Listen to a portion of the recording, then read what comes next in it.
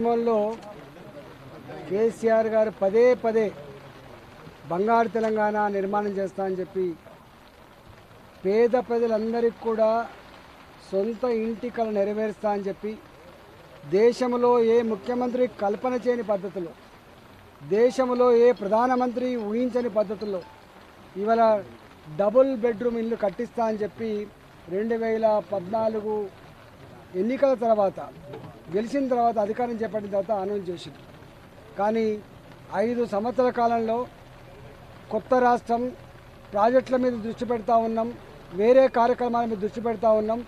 Next 5 ఇయర్స్లో double bedroom కట్టిస్తా అని చెప్పి 2018 ఎన్నికల ముందు సికింద్రాబాద్లో సనతనగర్ నియోజకవర్గంలో 100 ఇండ్లు కట్టించి ఐడిహెచ్ కాలనీని ఆదర్శవంతమైన కాలనీగా, ఇలాంటి కాలనీలు తెలంగాణ పల్లెల్లో తెలంగాణ పట్టణాల్లో కట్టిస్తా అని చెప్పి మాట ఇచ్చిన ముఖ్యమంత్రి వేల కోట్ల రూపాయలు కేంద్ర సంస్థల ద్వారా అప్పు తీసుకొచ్చి కేంద్ర ప్రభుత్వం ఇచ్చేటువంటి అర్బన్ హౌసింగ్ కింద కొన్ని డబ్బులు తీసుకొచ్చి తెలంగాణ ప్రజలు కట్టిన చెమట పైసల తోటి 1,80,000 1,90,000 ఇల్లు కట్టినా అని చెప్పింది.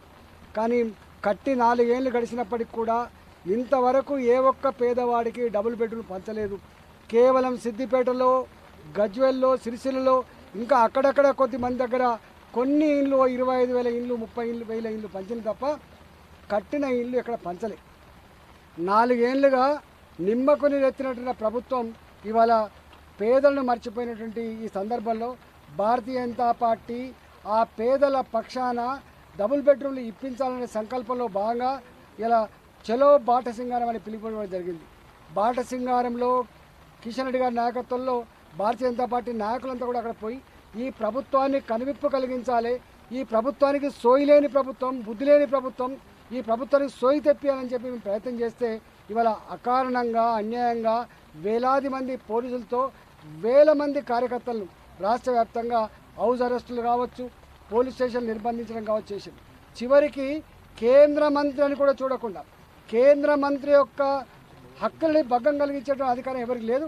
కానీ కేంద్ర మంత్రిని కూడా చూడకుండా కేంద్ర మంత్రితో సహా మాలాంటి ఎమ్మెల్యేలను, బాధ్యత కలిగిన నాయకులందరూ కూడా అరెస్ట్ చేసి ఇవాళ ఉక్కుపాదం పెట్టే ప్రయత్నం చేస్తున్నాడు. నేను ఒకటే కేసీఆర్ గారికి, కేటీఆర్ గారికి నేను గుర్తు చేస్తున్నా, మీరు ఆనాడు చెప్పిన మాటలు ఎందుకు అమలు చేయట్లేదు?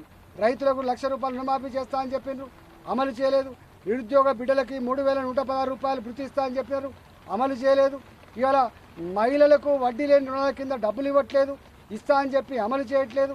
దళితులకు 3 ఎకరాల భూమి ఇస్తా అని చెప్పిండ్రు, అది అమలు చేయలేదు. ఇవాళ 50 ఏళ్ళకే పెన్షన్ ఇస్తా అని చెప్పిన ముసళ్ళకు అది అమలు చేయలేదు.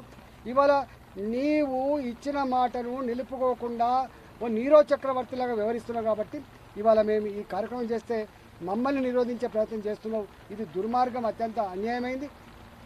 కానీ ప్రజాస్వామ్యాన్ని కూని చేసి మాలాంటి వాళ్ళని అరెస్ట్ చేసే ప్రయత్నం చేస్తే ప్రజలే ఏనాడో ఒకనాడు తిరుగుబాటు చేసే ప్రయత్నం చేస్తారని చెప్పి హెచ్చరిస్తావునా? నువ్వేం చక్రవర్తి కాదు, ఇవాళ నువ్వేం రాజు కాదు.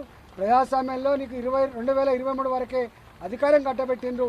మీరు కనుక ఇట్లాంటి పని చేస్తే ఖచ్చితంగా నీ పార్టీని రాబోయే ఎన్నికల్లో బొందబెట్టుడు ఖాయం, భారతీయ జనతా పార్టీని గెలిపించడం ఖాయం అని చెప్పి హెచ్చరిస్తా ఉన్నా. మీ అరెస్టులు, మీ బెదిరింపులు, మీ తాటాకు చప్పులకు భారతీయ జనతా పార్టీ బెదిరిపోయేది లేదు. ఇవాళ ఈ ఉద్యమాన్ని మరింత ఉధృతంగా చేసి రైతు రుణమాఫీ అమలయ్యేంత వరకు, మహిళలకు డబ్బు వాళ్ళకు వడ్డీ లేని రుణాలు వచ్చేంత వరకు, నిరుద్యోగ భృతి చెల్లించేంత వరకు, ఇవాళ మా ఆర్టీసీ కార్మికులకు వాళ్ళకు ఇవ్వాల్సిన పిఆర్సీ ఇచ్చేంత వరకు, ఇవాళ డబుల్ బెడ్రూమ్లు పేదలకు పంచేంత వరకు మా పోరాటం నిరంతరంగా కొనసాగుతుందని చెప్పి ఈ సందర్భంగా హెచ్చరిస్తా ఉన్నాం.